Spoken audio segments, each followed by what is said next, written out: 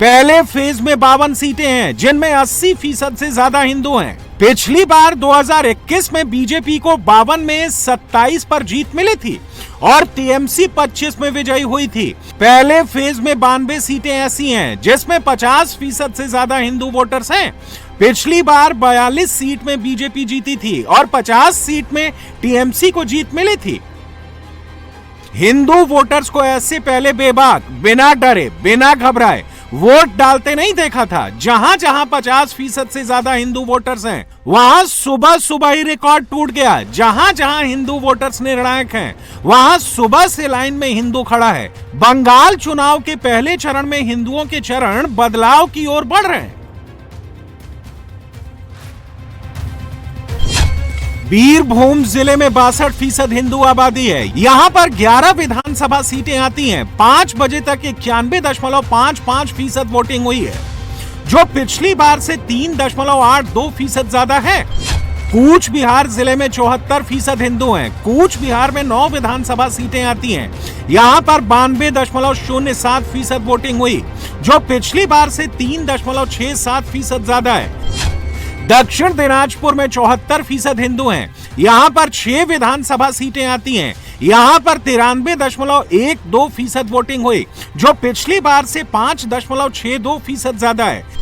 जलपाईगुड़ी में 82% हिंदू हैं। यहाँ पर 7 विधानसभा सीट आती हैं। यहाँ पर 91.20% वोटिंग हुई, जो पिछली बार से 2.74% ज्यादा है।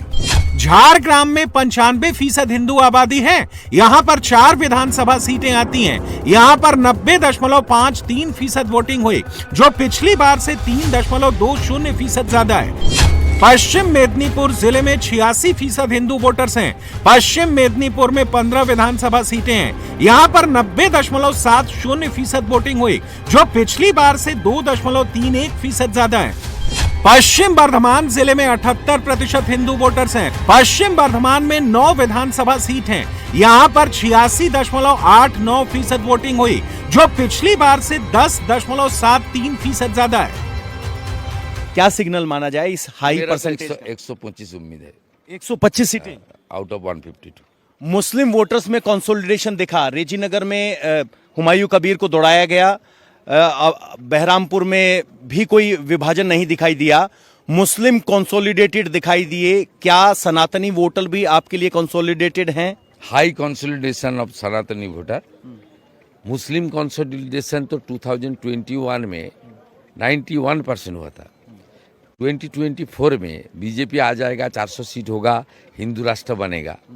इस तरीके से जो मौलवादी का फतवा था, उसका बाद तो 95% वोट ममता को मिला यहाँ। इसलिए तो अदित चौधरी भी हार गया। गुजरात से यूसुफ पठान भी जीत गया था। ये 95% से ऊपर जाने का कोई मौका नहीं है। वो 5% 7% तो गिरेगा।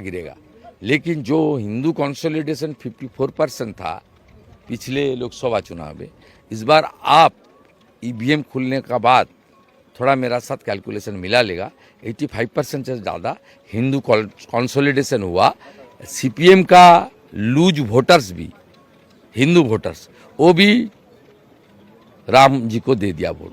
कह रहे हैं कि मुस्लिम वोट तो पिछली बार 24 में ही कंसोलिडेटेड हो गया था, लेकिन अब की बार वाम ने भी राम को वोट दिया है और सनातनी वोटर्स कंसोलिडेटेड हैं।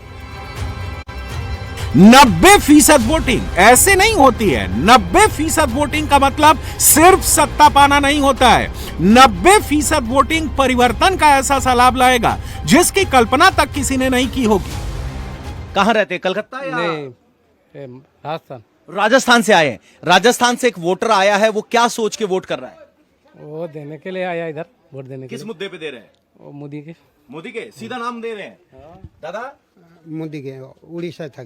अच्छा, उड़ीसा से आए हैं। मोदी को वो वोट देने का सीधी बात कर रहे हैं। हाँ, तो 21 में और 26 में बदलाव क्या है? बदल करना पड़ेगा। करना पड़ेगा बदल। बदल पड़ेगा। बदल करना पड़ेगा। जो सरकार बदल पड़ेगा। वो तो बदल करना ही तो हर टाइम करना ही पड़ेगा। इतना खुल के पहले बोल पाते थे? चोर सरकार वो तो करना पड़ेगा ना। उसको कैसे ही चल रहा है देखो। माँ बहन में ये करने के लिए दिक्कत नहीं है, पूरा जाने के लिए दिक्कत हो रहा है, आने के लिए वो दिक्कत हो रहा है। कुछ तो करना पड़ेगा ना, बदल तो करना पड़ेगा। अच्छा, इसका पक्ष भारी लग रहा है। सरकार बरकरार है कि बदलाव है? क्या बदला है? बदला है बीजेपी चल रहा है। सीधे हाँ सीधे बीजेपी, कोई डर नहीं। कोई डर नहीं।